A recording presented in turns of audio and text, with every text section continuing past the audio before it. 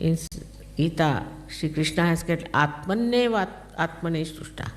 Means the spirit gets satisfied by itself. Isn't it very difficult thing to understand? How can the spirit be satisfied by itself? But now you can understand what Sri Krishna said, that your own spirit becomes satisfied with itself.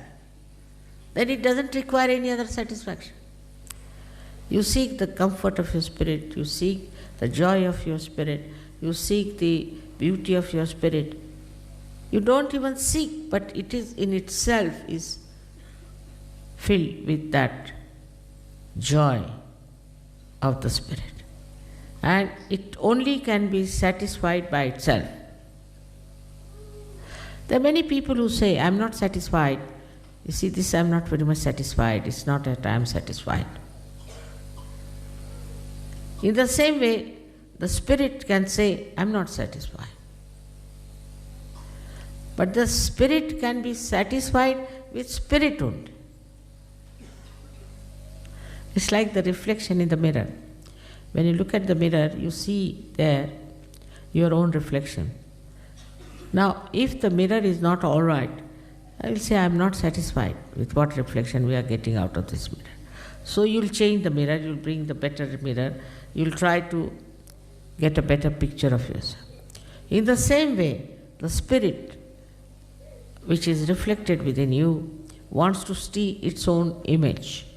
And then what you do is you go on somehow or other changing, cleaning,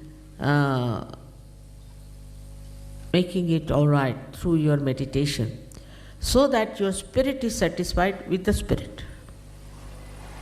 Sri Krishna wrote Gita in such an ambiguous manner because he was very clever. He knew human beings cannot take things straight, so tell them this way, so that they'll run around and then ultimately they'll come to truth.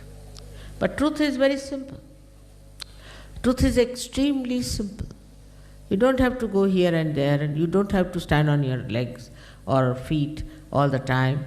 You don't have to fight with anything. You don't have to take to some sort of an tapasya, abstinence, nothing. Only just you become like a flute. You become hollow. It's not difficult. It's not difficult at all for Sahaja-yogis because already the Kundalini has made you hollow. It's not difficult. But still, I find people deviate, their attention goes here and there. So many people have told me how their problems were solved without doing anything about it. I said, what did you do? No, mother, we just put it at your lotus feet. I said, really? Yes, that's all.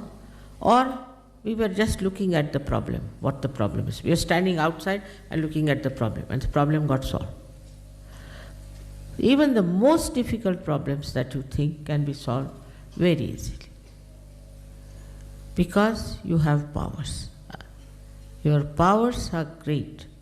You are saints, but more than saints. Much more than saints because you are born at such a volatile times. Like supposing you have a light, in darkness you are finding something, you bump into that and bump into that. But supposing this is a place full of gas. You bring one light, the whole thing becomes enlightened. Like that you have powers. But you must get out of this nonsense of me, my and mine. I don't know how to say you get out. It's not like a swimming pool that you jump into it and get out. It's not like that.